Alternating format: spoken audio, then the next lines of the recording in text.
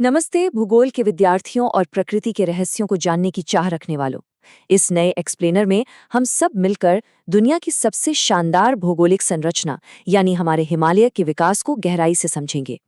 ये सिर्फ पत्थरों का कोई आम पहाड़ नहीं है, बल्कि पृथ्वी की एक जीती जागती धड़कती हुई उत्कृष्ट कृति है। इस पूरे सिस्टम को अच्छे से समझने के लिए इस एक्सप्लेनर में हमारा सफर जमीन के भीतर मौजूद टेक्टोनिक ताकतों से शुरू होकर ऊपर के जीवमंडल और आखिर में आज के पर्यावरणीय खतरों तक जाएगा। तो चलिए बिना किसी देरी के शुरू करते हैं। खंड 1, हिमालय का जन्म, एक भूवैज्ञानिक चमत्कार। चलिए सबसे पहले ओरोजीनी यानी पर्वत निर्माण की प्रक्रिया को समझते हैं। सोचकर देखिए, जब इंडियन प्लेट गोंडवाना लैंड से अलग होकर यूरेशियन प्लेट से टकराई होगी तो कितना भयानक टेक्टोनिक दबाव बना होगा। इसी लगातार दबाव के कारण फोल्ड माउंटेन्स या वलित पर्वतों का जन्म हुआ। अगर हम भूवैज्ञानिक टाइमलाइन पर नजर डालें तो करीब 5 करोड़ साल पहले शुरू हुई ये टक्कर कोई इतिहास की बात नहीं है। ये आज इसी वक्त भी चल रही है। जी हाँ, इसी वजह से ये पहाड़ आज भी हर साल लगभग 50 मिलीमीटर की दर से ऊपर उठ रहे हैं। एक और बहुत ही दिलचस्प बात, इस विशाल भूवैज्ञानिक टकराव में प्राचीन टेथिस सागर के तल पर जो तलछटी चट्टानें थी ना, वो इतने ज्यादा दबाव से सिकुड़कर सीधे आसमान की तरफ उठ गईं। यही वजह है कि आज दुनिया की सबसे ऊंची चोटियों पर भी हमें समुद्री जीवों के जीवाश्म मिलते हैं। है ना कमाल की बात? और इस टेक्टोनिक ताकत का अंदाजा इसी बात से लगाया जा सकता है कि इसने 2500 किलोमीटर लंबी एक पर्वत श्रृंखला खड़ी कर दी। एक ऐसी श्रृंखला जो पूरे 5 देशों भारत, नेपाल, भूटान, चीन और पाकिस्तान तक फैली है। खंड 2, पृथ्वी के जलवायु ढाल, मौसम का नियंत्रण। अब जमीन के नीचे से निकलकर थोड़ा वायुमंडल की बात करते हैं। हिमालय असल में पृथ्वी की एक बेहतरीन जलवायु ढाल की तरह काम करता है। एक तरफ ये दक्षिण में मानसूनी बारिश को रोककर खेतीबाड़ी को मुमकिन बनाता है, तो दूसरी तरफ उत्तर में साइबेरिया से आने वाली जमा देने वाली ठंडी हवाओं के लिए एक मजबूत दीवार बन जाता है। सच कहें तो मानसून को कंट्रोल करके ये पहाड़ पूरे भारतीय उपमहाद्वीप में जीवन पनपने के लिए एकदम सही जलवायु बनाते हैं। इनके बिना इस क्षेत्र का मौसम और हमारा अस्तित्व पूरी तरह से अलग होता। खंड 3, एशियाई जलमीनार, बर्फ की नदियां।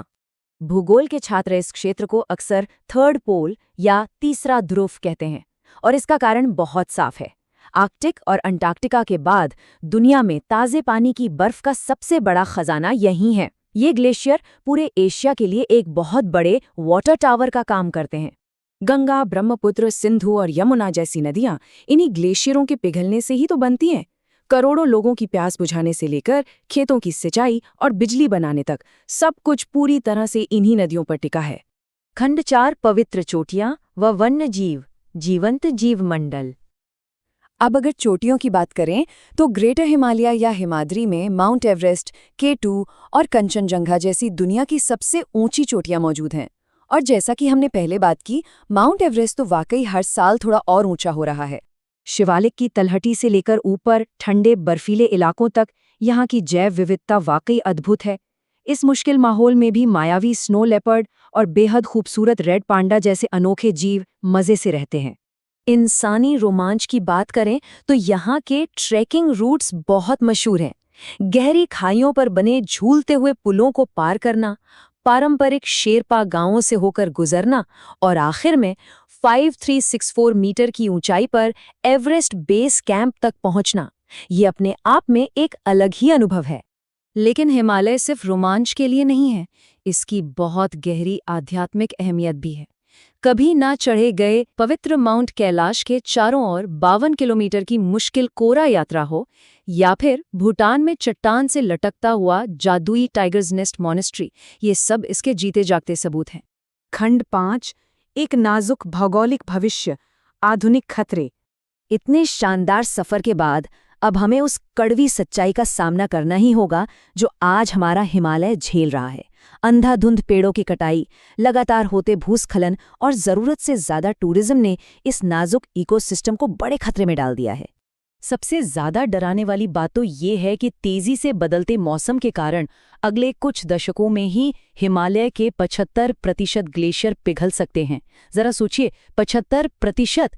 इसका मतलब है भयंकर क्षेत्रीय बाढ़ और फिर ताजे पानी का भयानक संकट। वैज्ञानिकों और भूगोलवेत्ताओं का बिल्कुल सही मानना है कि हिमालय को बचाना सिर्फ सुंदर परिदृश्यों को बचाने के लिए नहीं है।